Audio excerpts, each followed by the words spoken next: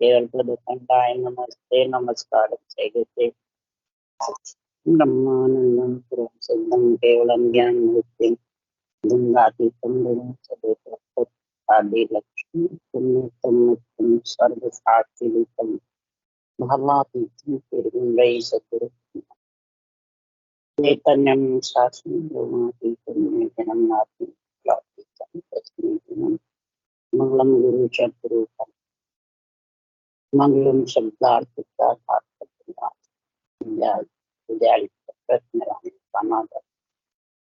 राम से गुरु जी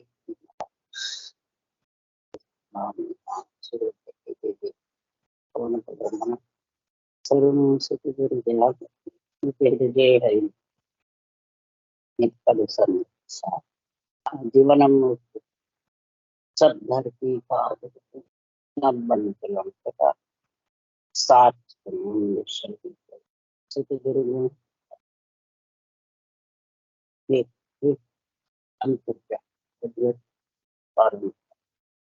विराम दे मरा बारंबार विराम विराम विराम विराम चक प्रचक प्रचक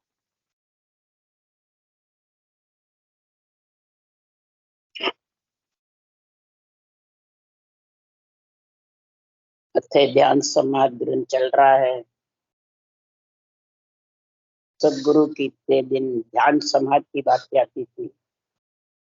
हम हमारा समाधि देश की बात बता रहे थे। समाधि है समाधि, एक संवाद होता है, वो तो बातचीत प्रश्न उत्तर होता है।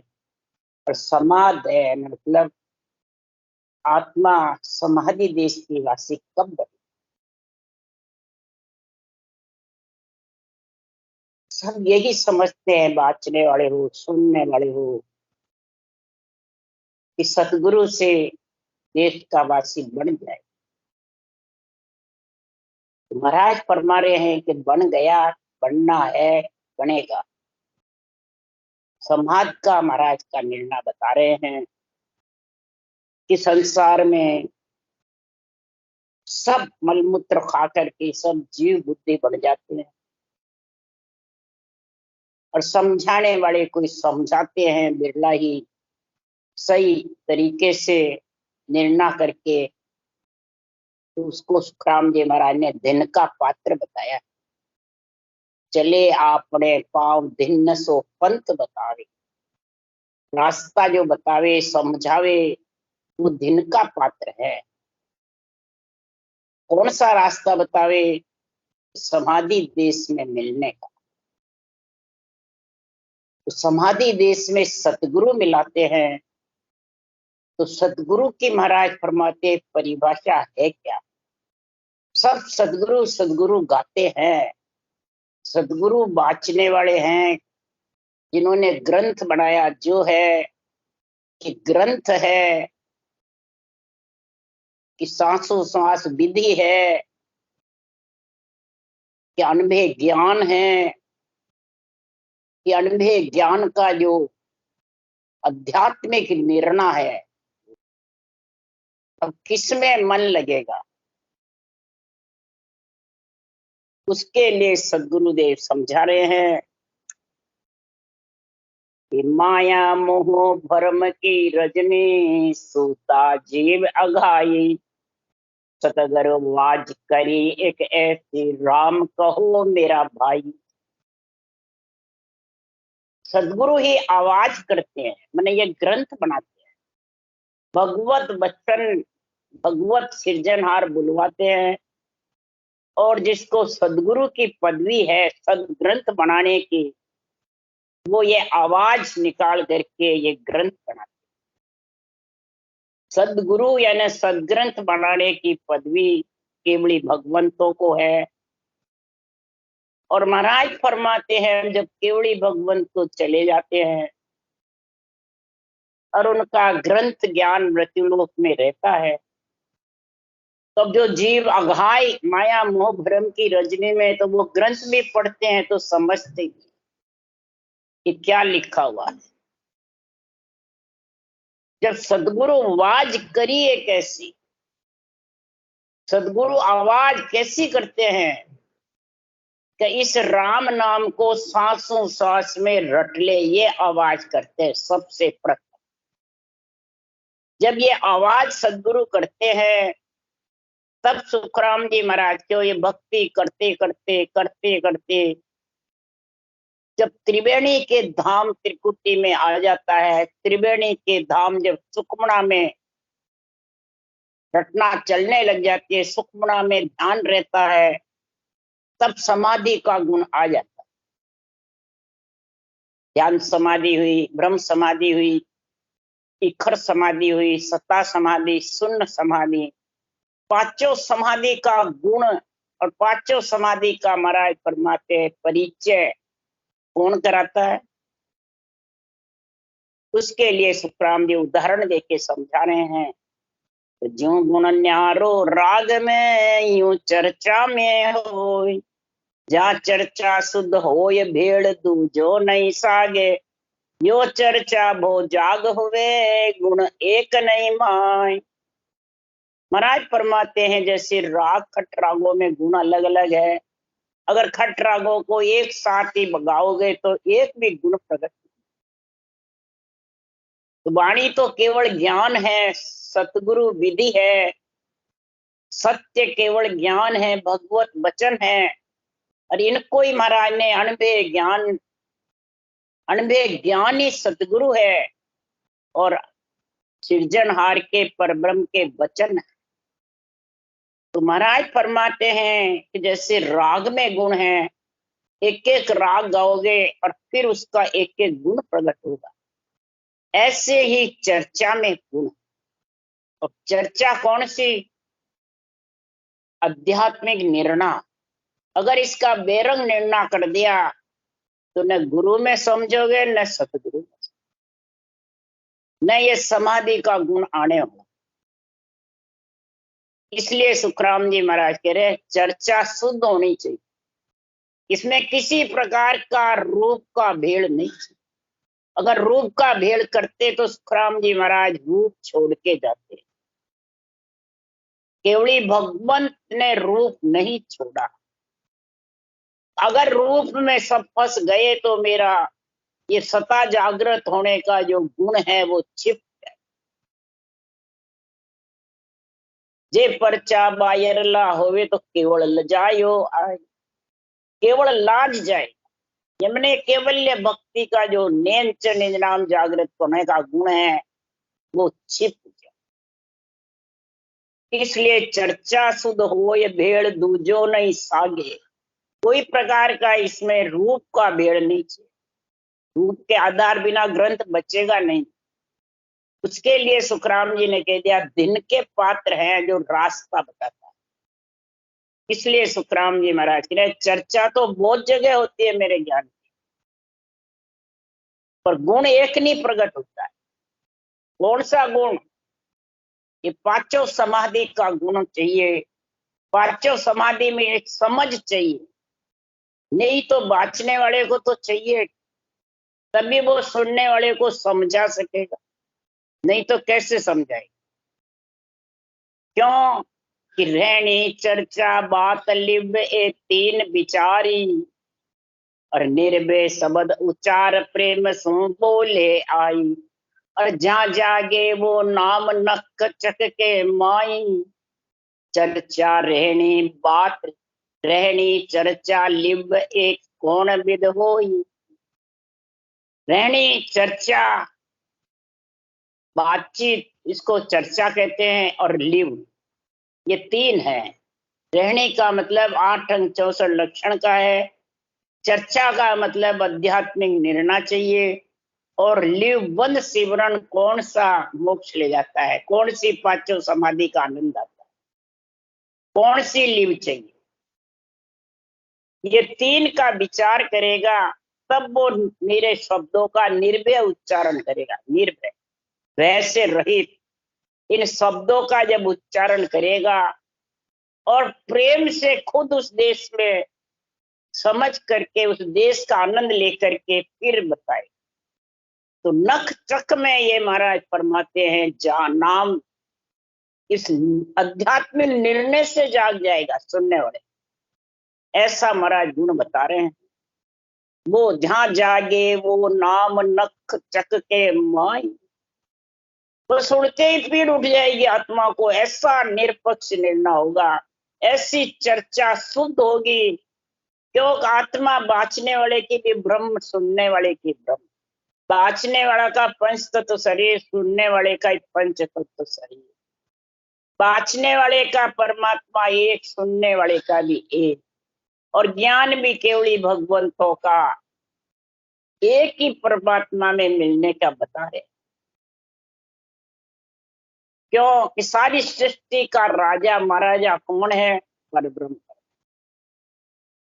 तो इस परब्रह्म में मिलने का गुण जब प्रकट हो जाता है नेम च निज नाम और अक्षर ब्रह्म और क्षर ब्रह्म में, क्षर मने रूप, ब्रह्म मने आत्मा। अक्षर मतलब रकार मकार, ब्रह्म का नाम एक ही है, और नेचर अंदर प्रकट होता है। ये तीनों का मेल होगा तब महाराज फरमाते रहनी चर्चा लिव एक कौन विद होई, ये एक हो जाएगी। इन तीनों से ये तीनों एक हो जाए। इसलिए सदगुरुदेव समझा रहे हैं कि ये ज्ञान का चक्र है। ज्ञान तो बहुत सर्वश्रेष्ठ है, पर इसमें चक्र है। ज्ञान चक्र सुखराम के लगे कनपटी मां। ज्ञान चक्र है, ये कनपटी में लग जाता है, घायल हो जाता है,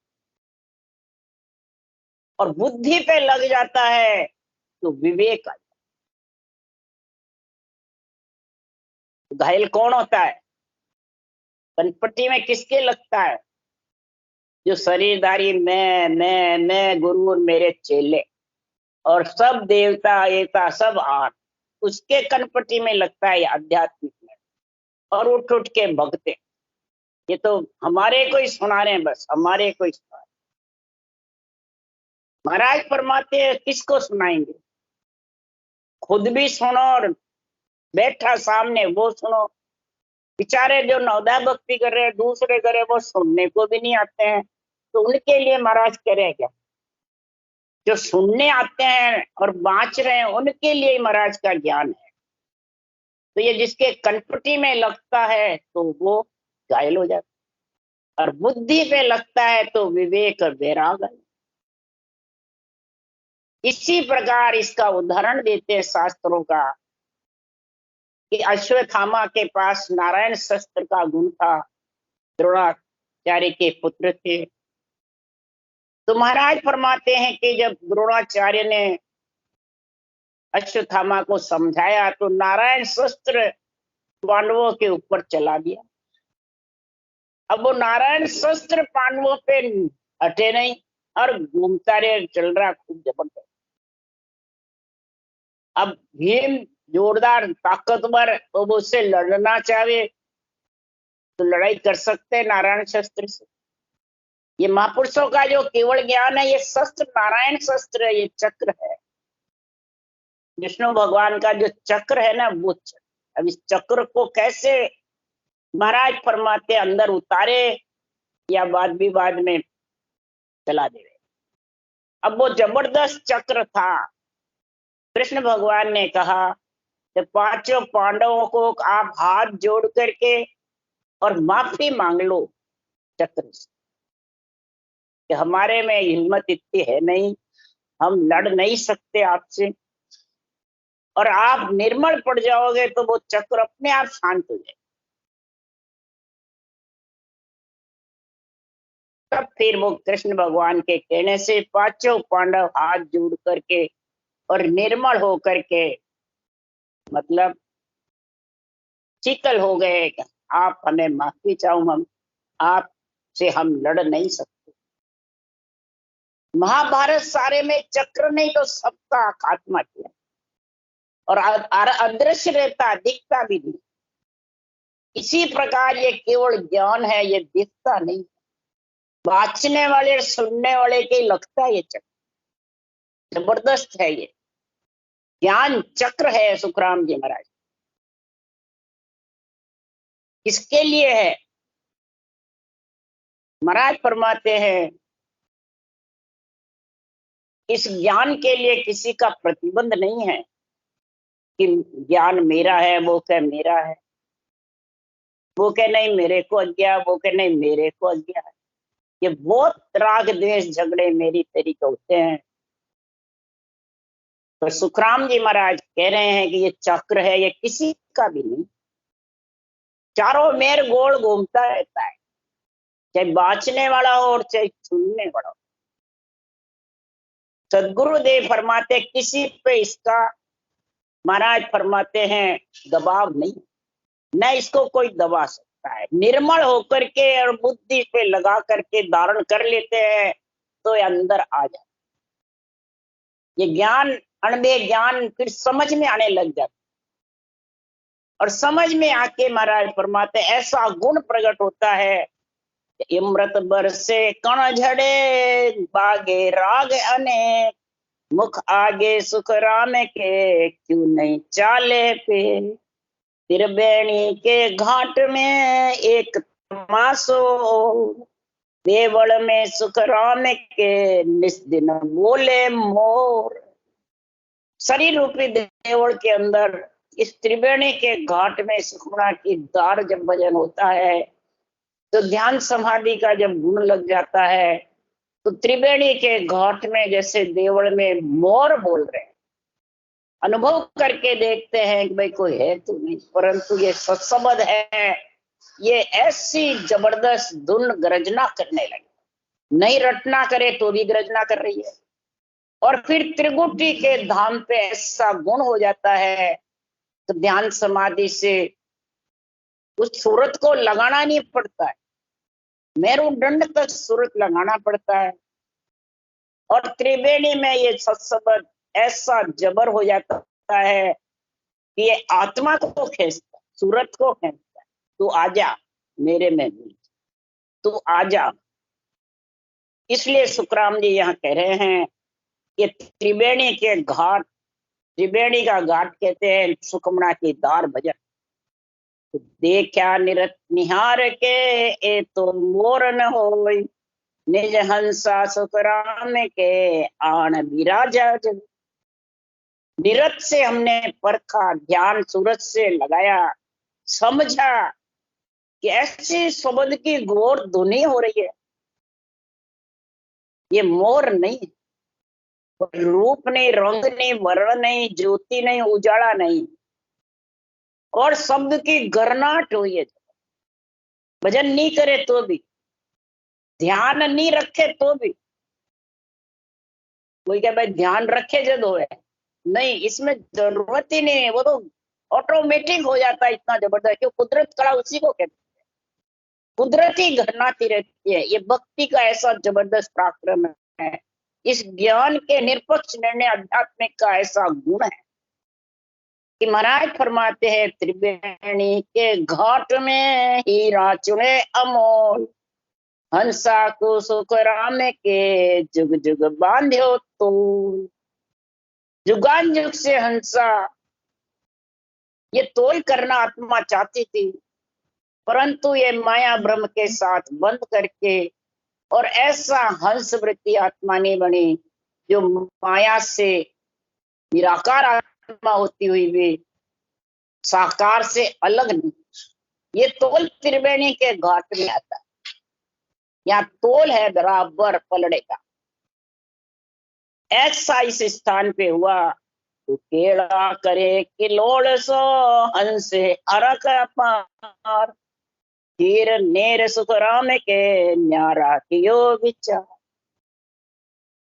महाराज फरमाते हैं जब हंस त्रिवेणी के घाट यानी सुखमणा की धार जब भजन में लीन रहती है, शब्द गरनाता रहता है और जितने रटना चलती रहती, और कानों से आध्यात्मिक निर्णय का अंदर में अनुवाद होता है।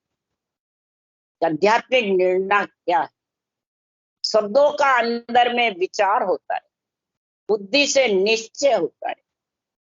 ऐसा हंस को अरक अपार होता है, तब ये खीर नीर का न्यारा विचार, खीर दूध, नीर जल, हंसमृति आत्मा होती है, दूध पानी मिला के रख दो, उसकी चोंच में ऐसा गुण होता है कि वो दूध पी जाएगा और पानी छोड़ देगा। इसी प्रकार भक्ति करने वाले हरि के जन, राम सने सत्संगी संत वृत्ति आत्मा जो बनना चाहती है, उसके मुखारबंद में ऐसा गुण है। चोंच कौन है? मुखार। जब ऊंचा सांस रटना करते हैं तो महाराज फरमाते हैं कि इमृत की सीर पीता है, वो विष की सीर नहीं पीता। उसके लिए महाराज ने उदाहरण दिया है। तो इमृत की सीर कैसे पीता है, उसके लिए महाराज फरमाता है कि खार समुद्र बिच अमृत बेरी, साध सिंगे मच पावे सेरी। अब खारे समुद्र के बीच में अमृत की बेरी। खारा समुद्र कौन है? ये पंच तत्व शरीर है, माया का संग है, और कई इसमें भरे हुए हैं। अशुभ देव, बुरे विचार, बुरे लक्षण, बुरी वृत्तियां, काम, क्रोध, मद, लोभ, अहंकार, मैं, मेरा, राग, देश भरे पड़े। और उसके बीच में महाराज फरमाते हैं अमृत की बेरी है, उससे मीठी सीर आती है। अब खार समुद्र में अमृत की बेरी को कौन पहचाने? ये राम नाम जो सांसो सांस है, ये अमृत की बेरी है। इसको जो महापुरुषों के केवल ज्ञान से, आध्यात्मिक निर्णय से बुद्धि पे विवेक आ गया, तो वो फिर ये मीठी सीर पीता है। सारे समुद्र में भरे हुए में मीठी सीर पीता है। सांसो सांस जो राम नाम रटना है, ये अमृत की सीर है। इसको कौन पीता है? इधर सिंगी मछ जिनावर पीता है समुद्र में, और इधर साधना करने वाले, भक्ति करने वाले जन, हरि के जन, वो साध सिंगी मछ पावे सेरी। साध सिंगी मछ इधर सीर पीता है खारे समुद्र में रह करके, और इधर इस पंच तत्वों में रह करके, माया के साथ आत्मा रह करके, और ये मीठी सीर अमृत राम नाम की मीठी। इमृत नाम निसो दिन पीजे, आठ पूर आज्ञा में रीजे। आठ भोर तो आज्ञा कौन सी? ऊंचा सांस जो रटना है, उसको आज्ञा कहते हैं। आज्ञा करे प्रेस तो जाओ, और संत जना को यहाँ ले आओ। आओ नहीं, जाओ। आज्ञा करे प्रेस तो जाओ। अब आज्ञा शरीरदारी करे क्या? बस यहीं ये फर्क पड़ जाता है, ये भेड़सेड़ आ जाता है। और भेड़सेड़ से चर्चा शुद्ध नहीं होती है, तो वो सतगुरु का नाका कट जाता है। अमृत सीर का और सतगुरु का प्रेम में जो वो नमक दूध में डाल, दूध है पर उसमें नमक डाल दिया, भेड़सेड़ कर दिया। इसलिए सुखराम जी महाराज यहाँ निर्णय कर रहे हैं, तो अमृत सीर का गुण समझो। अमृत सीर है सांसों सांस राम नाम को रटना। इसमें कमी आ जाती है कब? कि ये आध्यात्मिक निर्णय नहीं समझता है। ये निर्णय समझ जाता है, उसके कोई कमी नहीं। वो खार समुद्र के रहकर भी अमृत की सीट जबर पीता है। तो महाराज फरमाते बड़वा अगन नीर सब सोके, इमृत शेर सिंगे मच रोके। पिएगा कब? उसको रोकेगा जब। सिंगी मच जिनावर, और रोकेगा नहीं तो वो मीठी सीरी समुद्र के खारे पानी में मिल जाए। वो निकलती है जब उसको रोक के पीता है। इसी प्रकार सुखराम जी महाराज कह रहे हैं, ये उदाहरण देके समझा रहे हैं कि बड़वा अग्नि होती है समुद्र के अंदर। एक महाराज फरमाते जठरा अग्नि होती है। सात अगन कही जे माई, जठरा अगन बसे तन माई। सात अग्नि है, उसमें से जठरा अग्नि तो शरीर में बसती है, भोजन पचाती है, सारे शरीर को चलाती है पचा करके। और बड़वा अगन होती है, वो नीर को सोखती है। दावा अग्नि होती है, वो जंगल में लगती है और जंगल में आग लग जाती एक चकमक पत्थर होता है लकड़ी से लग के पत्थर पे, उसमें अग्नि हो जाती है। एक सूर्य भगवान की अग्नि है, एक महाराज फरमाते सादी अग्नि जो खाना बनाते हैं, एक लाइट की अग्नि। इस प्रकार 7 अग्नि का महाराज वर्णन कर रहे हैं। तो शरीर के अंदर जठरा अग्नि है, और समुद्र में नीर सोखने के लिए बड़वा अग्नि। तो इसलिए सुखराम जी महाराज के वो इधर नीर वो होती है, इधर वो रोक लेता। सिंगी मछ में ऐसा गुण है, चोंच में वो अमृत की बेरी से निकलते ही वो मुंह में ले ले। इसी प्रकार 3 तापदा जे जुग सारा, उबरिया संत साहेब का प्यारा। इसी प्रकार ये 3 ताप में सारा जुग दासता है। अधिदेव अधिभूत आध्यात्मिक ये 3 ताप है।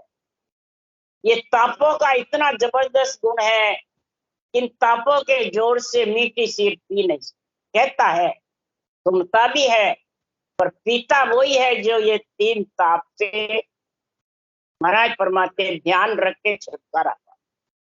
3 ताप में मन का ताप है, शरीर का ताप है और आत्मा का। अब तीनों कौन कौन से ताप सताते हैं? मन का ताप को कौन सताता है, देही के ताप को कौन सताता है, और आत्मा का ताप कौन सताता है, ये समझ। देही का ताप क्रोध सताता है। जिसके क्रोध है शरीर में, चाय ना ज्यादा होती है, वो पूरी नहीं होती है तो क्रोध आता है। तो अहंकार से क्रोध आता है, क्रोध से अहंकार, अहंकार से चाय ना होती है बहुत, वो पूरी नहीं होती है, क्रोध आए। ये शरीर का ताप प्रथम है। अब यही नहीं हुआ तो फिर मन का ताप कैसे जीतेगा? मन का ताप है अपना तो मम तो, मैं और मेरा। ये मन का ताप है जबरदस्त। तो पहले शरीर का ताप ही नहीं जीता तो मन का जीत नहीं सकते। और फिर तीसरे नंबर आत्मा का ताप है। आत्मा का ताप, जब दोनों ताप जीतोगे तब जाके आत्मा का ताप है। सुख में हंसे नहीं, दुख में रोए नहीं। सुख दुख को एक गिने, सुख दुख माय रखो मन एक ही, दूजो होन नहीं पावे। जो भगत करेगा तेरी 8 पोर गुण गावे। ये पांचों समाधि का त्रिवेणी का आनंद वो ही लेगा जो सुख दुख में रखो मन एक ही मन। न सुख में हंसेगा न दुख में रोए। सुख दुख माए रखो मन एक ही, दूजो होन नहीं पावे। फिर उसके ये कोई देही का ताप, मन का ताप खड़े नहीं होंगे। तब महाराज फरमाते हैं वो ये त्रिवेणी का आनंद ले सकेगा। नहीं तो महाराज फरमाते हैं त्रिवेणी का आनंद लेने में बीच में महाराज फरमाते हैं कांटे बन। तो इसलिए त्रिवेणी के घाट में हंसा गयो दुख भूल, हीरा चुन सुखराम के मगन भयो परपूर। इतना मगन हो गया त्रिवेणी के स्थान में कि वो आगे का स्थान भूल गया। कौन सा स्थान था आगे का, वो भूल गया। तब त्रिवेणी से आगे कैसे चले? त्रिवेणी से आगे का गुण क्या? यानी ध्यान समाधि को छोड़ के ब्रह्म समाधि का गुण कैसे? वो त्रिवेणी में लीन हो गया। अब यहाँ से उड़ने की भी नहीं करे और नेचल भी नहीं हुए। क्यों? यहाँ तक माया ब्रह्म का संग है। नेचल भी नहीं हुए और उड़ भी नहीं। इसलिए सदगुरु देव यह समझा रहे हैं कि संसार में ऐसे अंधबीज की धार में जब फंस जाता है ध्यान समाधि में, तो ब्रह्म समाधि, इक्कर समाधि, सता समाधि, शून्य समाधि 4 आगे है। तो महाराज फरमाते हैं इक्कर इस ध्यान समाधि में कैसा ये हमारा निर्णय कर रहे हैं कि क्या मैं करूं उपाय संतो, क्या मैं करूं उपाय। बंक नाल होए उल्टर चढ़िया तोय मुझे धीर न आई। ध्यान समाधि के बात महाराज बता रहे हैं कि इसका मैं क्या उपाय करूं। बंकनाल होकर के मैं ऊपर भी चढ़ा त्रिवेणी की धार भी, तो भी महाराज हाँ धीर नहीं आई। क्यों कि जो अमर लोक है, आनंद ब्रह्म लोक है, वो बहुत आगे है। इसके आगे 4 समाधियां हैं, वो कैसे ले। तो महाराज फरमाते हैं कि इस प्रकार से 30,000 कति हम बाणे ध्यान त्रिगुटे लागो, अजो हे मन में लहरा उठे भरम सकल नहीं भागो। यहाँ रहकर 30,000 वाणी कत ध्यान त्रिकुटी लागो। जब इसमें ध्यान लगा, साथ ध्यान समाधि में 30,000 वाणी का उच्चारण कर, तो भी महाराज फरमाते हैं अजू ही मन में लहरा उठे भरम सकल। ये माया ब्रह्म से आत्मा हंसा अलग नहीं, ये त्रिय ताप छोड़े नहीं। तब सुखराम जी महाराज कह रहे हैं अगर उज्जड़ पेंडा मिट्या न मेरा दाय कछु नहीं आवे। उज्जड़ पेंडा भी नहीं मिटा और दाय भी कुछ नहीं। शंख जोग और नौदा भक्ति ये भी दाय नहीं लगे। चेला ज्ञान गिरे और त्यागी एक कोई मन नहीं भावे। चेला ज्ञान गिरे गृहस्थी में, त्याग में, किसी में भी महाराज का अच्छा नहीं। सांख योग और नवदा भक्ति ये भी नहीं। और सहस भुजादर साहेब आवे कोई मेरा मन नहीं री। सहस भुजादर साहेब दर्शन को आवे, मैंने ये त्रिवेणी की घाट कई चकौते रहते, तो भी ये मन रींझा नहीं। क्यों? ज्ञान ऐसा अलग बातें कहते हैं और ये अलग।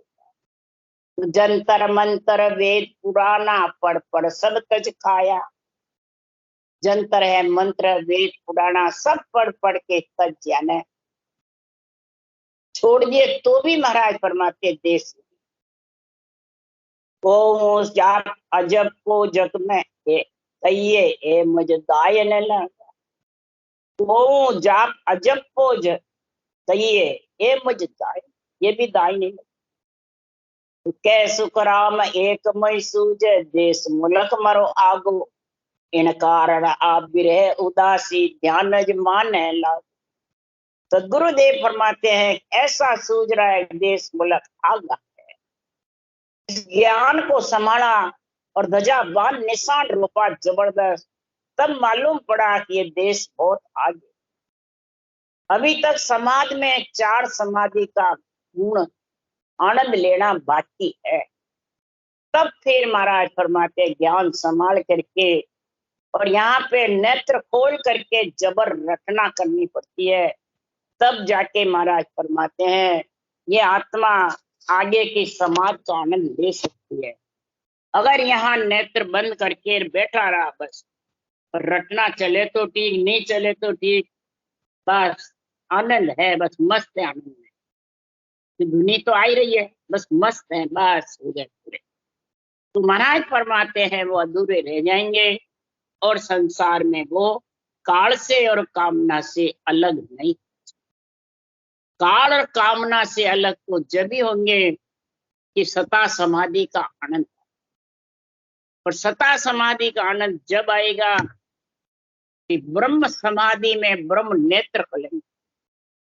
ब्रह्म समाधि ब्रह्मंड में लगती है, वो नेत्र खुलेंगे ब्रह्म के, जब जाके ब्रह्म समाधि का गुण होगा।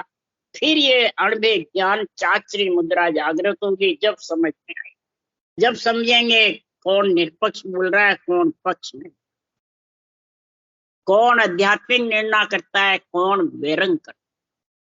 तब महाराज फरमाते हैं ये तीनों ताप से आत्मा अलग। राम राम राम। बोलो राम सदगुरुदेव जी महाराज ने धन्य हो। परम दयाल सदगुरु सुखराम जी महाराज ने धन्य हो। अनंत श्री सुख सम्राट सदगुरु सुखराम जी महाराज के ज्ञान सत्स्वरूप भगवान ने धन्य हो। केवड़ी भगवंता ने धन्य हो। जीवा कारण जाज ने धन्य हो।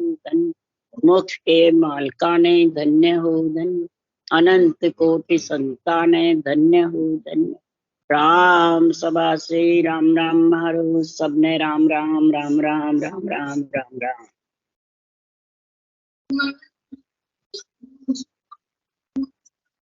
ना